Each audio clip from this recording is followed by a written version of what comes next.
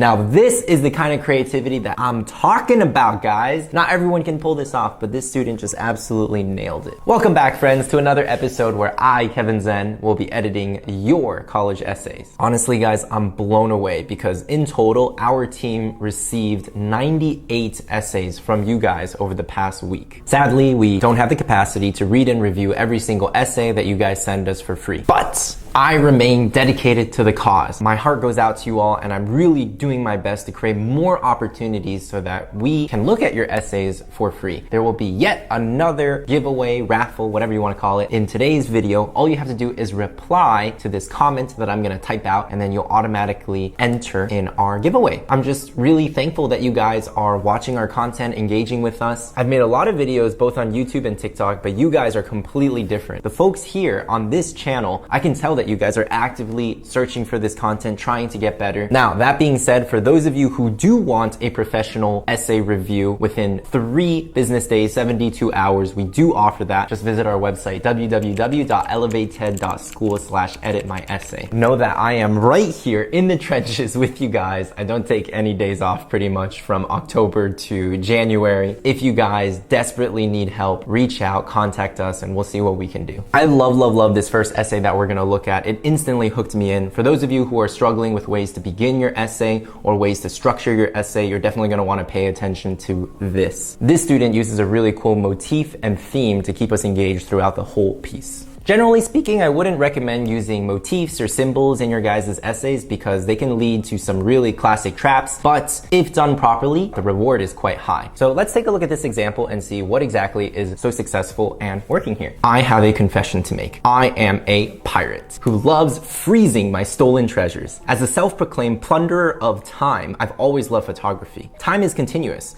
We can't stop it, make more of it, or reverse it. At least not yet. Photographs, however, have the power to freeze a fleeting instant and preserve it forever. I am absolutely in love with this first line. Not only do we get a bunch of personality, but there's so much creativity as well. We often hear of photography as something that stops time, but what this student has done is he's added a twist to that concept by bringing in the idea of piracy. And I think that is what makes this work. On top of that, there's just a lot of really great writing techniques like saying plunderer of time, proclaimed, pirates, photography, this connection here. And then even using a quick little aside here is also fun. If I had to criticize anything, it would probably be this last sentence over here. It does feel a little bit obvious and a little repetitive. If we're freezing a fleeting instant, then we're probably preserving it. Throughout my life, I've orchestrated many successful heists on time. This is also a really fun sentence because on time has a double meaning here. He's doing it on time, not late, and yet his successfuls are about preserving these moments, which is really cool. Take, for instance, a photo of a 4-year-old me standing on my father's turquoise office chair in Singapore, reaching to try out his Windows Vista laptop. From that moment, I yearned to learn more about computers and would ask my dad questions. What is a keyboard?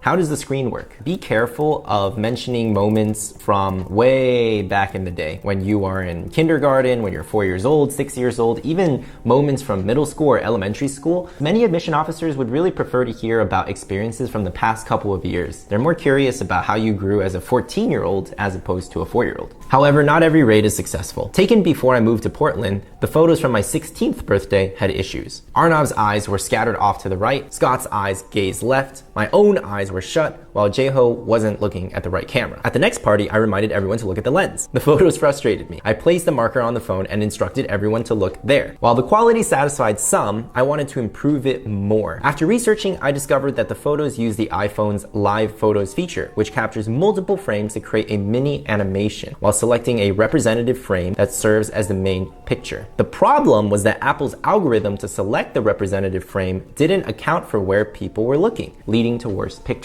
Now, I know I'm gonna sound like a broken record, but one thing we have to watch out for, my friends, is the problem-solution ratio. Put simply, the problem-solution ratio states that the overwhelming majority of your essay should feature you making things happen, not things happening to you. And in this essay, we are getting a lot about the problem. Granted, we do actually have a little bit of solution here, some proactivity, but I'm more interested in learning about how this student fixed the Apple algorithm representative frame problem, as opposed to just hearing about the problem itself. Recalling my robotics experience, I realized that if I could make my own algorithm to optimize the images, I could fix this valuable treasure. I actually really love and appreciate the clarity of this sentence. I like the callback to the treasure. I like how every sentence, this kind of like topic sentence, mentions these pirate terms, which is really fun. Subsequently, I enrolled in a Python course at the library. It brought out 4-year-old me again. I would constantly ask questions like, what is the difference between a list and a tuple? What is init used for? After consulting family friends and watching PySource's videos, I used analogies to teach myself computer vision concepts. Soon, I made a model that could recognize people. Then, I improved it so that it could distinguish faces. Yet, I struggled with the next step, having the model detect where people were looking and optimize the picture. After 65.3 hours of error message pop-ups, I was ready to give up. All in all, this is a phenomenal paragraph. Let's really break this down. So the first sentence features proactivity, initiative, and some creativity. Then we see some curiosity over here. We also see some creative problem solving over here using these new analogies, some more proactivity. Here we have an opportunity for perseverance when the student talks about these error messages that pop up and considering quitting. Then I looked at the snapshots of my friends and I at our 5th grade graduation in New York, or the shot of my robotics team in Idaho, fist pumping the air after winning a match. I remembered the communities and friends that I'd left behind. While I could just give up, improving my memories could help me make peace with the present by helping me appreciate the past. With fresh supplies, this pirate was ready to plunder. These two sentences are written very beautifully, and another really nice callback to the pirate plunder. After watching tutorials from Horizon Research and Learn OpenCV, and another grueling 14.7 hours in VS Code debugging errors, I rejoiced when my algorithm that optimized the selection of the frame for where people were looking worked. This part is a little wordy. Recognizing the value in enhancing past pictures, I worked to improve other people's treasures. By working on research to reduce gender biases in widespread gaze detection algorithms, I hoped that everyone could enjoy their memories better, not just me.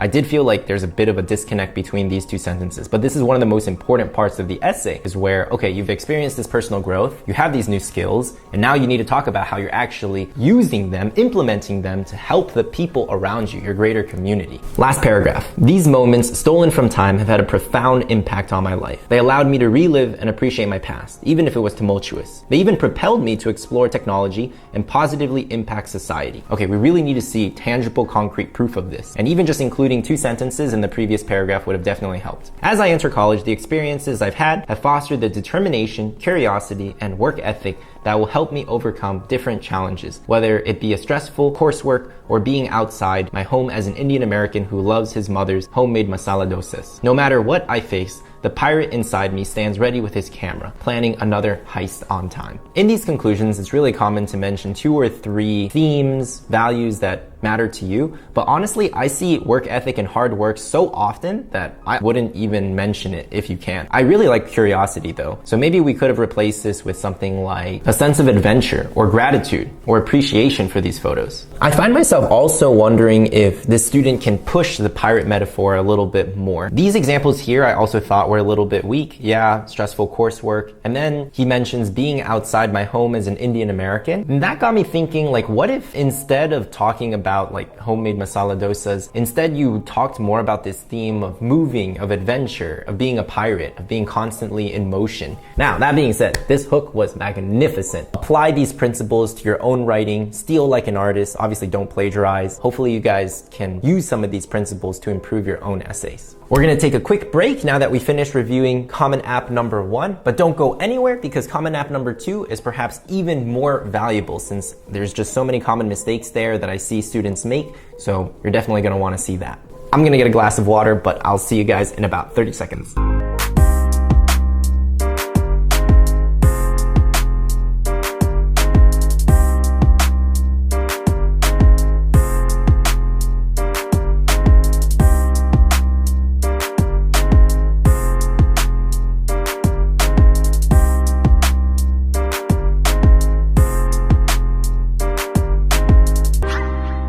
I hope you guys enjoyed that brief break. Sad news to report is that I severely injured my back while breakdancing just a few days ago, and I'm like totally out of commission. But at least that just gives me more time to edit essays. Before we continue, don't forget to like and subscribe. That way you'll stay up to date whenever we announce new giveaways, new opportunities to have your essay reviewed for free, even chances to be able to speak with me, Zoom with me. And if at any point in time you would like to have your essay professionally edited, you can always visit www.elevated.school/editmyessay. This next essay that we're going to look at is actually not that strong in its current form, but it does have insane potential to get to that 8+, 9+ range, which is competitive enough for Ivy League schools. It follows what we call a relationship essay structure, and this is the very same template that both Jeff and I use to get into Yale. At the same time, it's kind of lacking some of that complexity and specificity. So I'll be reading through it, sharing some of my thoughts and questions that will help upgrade the essay. So pay close attention, because these are issues, like I said before, that we see in so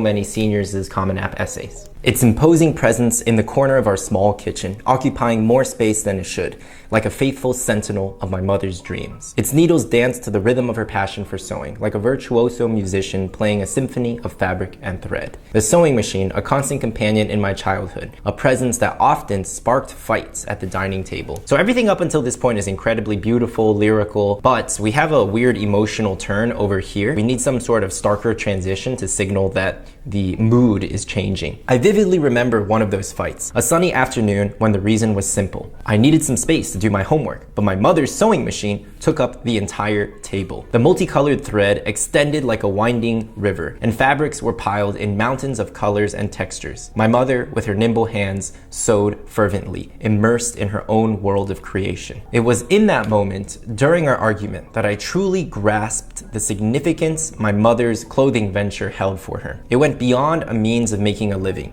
It embodied her passion, her way of expressing herself, and at times even served as her sanctuary from the outside world. Amidst our raised voices in that exchange, I realized that what was truly at stake was the love and mutual respect we shared. One of the first problems is what we call the eureka problem. All of a sudden, he sees his mom sewing, and it's just boom, I grasp the significance of her venture. But that doesn't seem very believable to me at this point in time. I think what I would have preferred to see actually is, instead of all this telling and explanation, even just 1, 2, 3, 4 lines of dialogue, like really heated, punchy dialogue. For instance, maybe the student says something really snarky, like, "Do you have to be sewing right now?" And the mom says, "Well, how do you think I pay for your education?" Then somewhere later on, the conversation could take a turn, and the mom could also say, "You know, this isn't just about providing for the family, but this is also about me and how I stay centered and grounded." Now, do be careful with dialogue, because some admission officers just advise students to steer clear from it, but in small doses, it can be incredibly effective and powerful. From an age, I found myself intricately involved in my mother's business in ways I could never have anticipated. We desperately need some examples here. So maybe the student could talk about contributing to buying materials or purchasing materials or transporting the materials. Let me explain this in further detail. I wrote about working in my parents' restaurant, which, if you think about it, is actually not that unique of a story. Many students work in restaurants, many students work on their family's business. But I started adding really unique characters like my dad, my uncle, talking about the fact that my dad didn't even want me there, and really actively considering what details are unique to my story. That is a golden rule when it comes to your college essays. You have to write something that only you could come up with.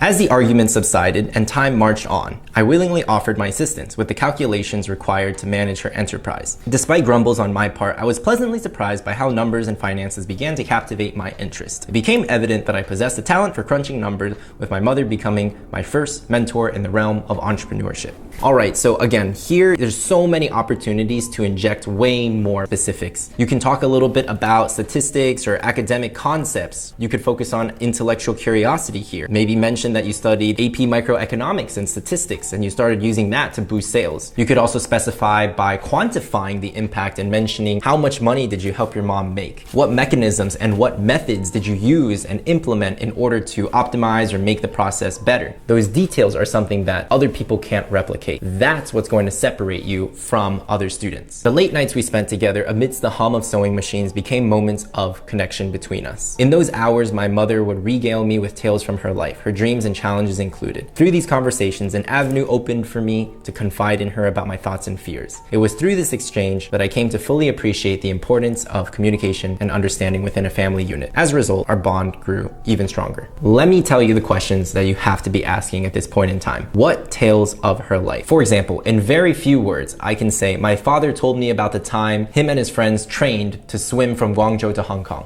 That's a specific detail that we can insert into the narrative. Or with regards to my father's dream. When my dad first came to the US, he worked as a Chinese delivery boy in Manhattan, and he would bike past Columbia University. And sometimes he would even peer into the lecture halls and wish that he was able to be in that classroom. In fact, he told me this story when I was a senior applying to college. And that night I worked like a madman on my essays. I really lit a fire under my butt. Same exact principle here. The student says these conversations opened an avenue for me to confide, share what those specific thoughts and fears are. Even if you just say a fear of being unable to live up to my mother's expectations.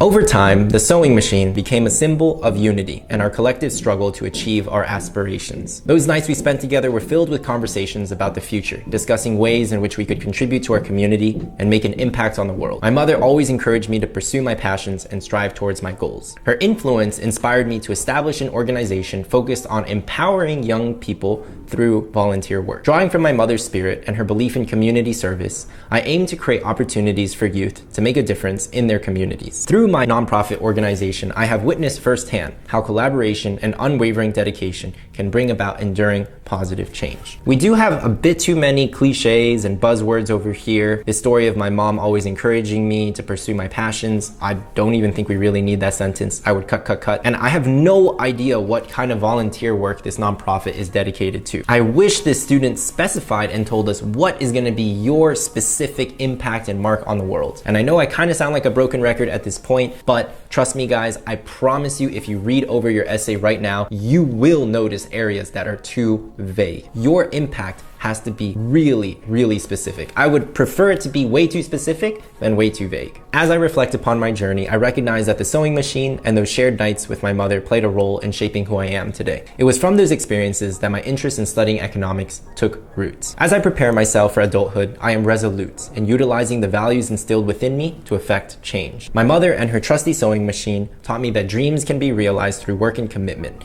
and I am eager to carry these lessons with me into the future. The story of my life, my unwavering passion, and my relentless determination are the intertwined elements that will guide me towards a future. This journey is fueled by the connection I've always had with the sewing machine, which holds a place in my heart. In this section, another issue that we see, which many seniors make time and time again, are these no duh statements. So saying that this experience played a role in shaping who you are today. That's a bit obvious. Utilizing the values to affect change, also kind of obvious. And again, the way to solve this is by specifying and really articulating what values were instilled within you. Now, some of the values that this student mentions are a little cliche. You know how I know they're cliche? Because the student above, the one we just reviewed earlier, also mentioned relentless determination, passion, and things like that. So your job is to kind of swim against the current. Like you want to pick themes and values that other people haven't thought of. Hard work, determination, super duper cliche. Much more interesting themes would be hope, a sense of adventure, optimism, bravery, or courage. All right, folks, the moment that you've been waiting for, the official ElevateED rating. Please know that our rating system is very harsh. I rated my own essay just around a 7.58, and really anything above an 8 is good enough to get you into an Ivy League school. The first essay that we looked at about pirates, photography, plunder, I definitely think it's above a 7. Did it have personality? Definitely. Was it well written? Yes. I don't think that there were really any major issues. I would say it's probably closer to an 8. So 7.5, 7.75, something like that.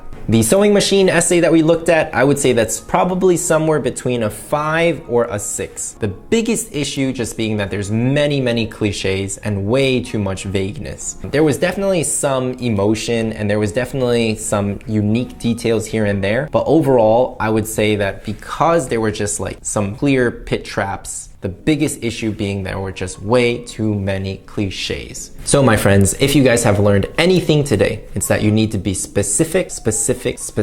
Remember this, specificity equals authenticity. The more specific you are, the more you're going to stand out, the more the admissions officer is going to remember your essay, and the higher the overall likelihood of you getting into, well, whatever college you want to get into. Dig into those drafts. You know what to do. I'm Kevin Zen. Thanks for watching. Catch you at the next one. Peace.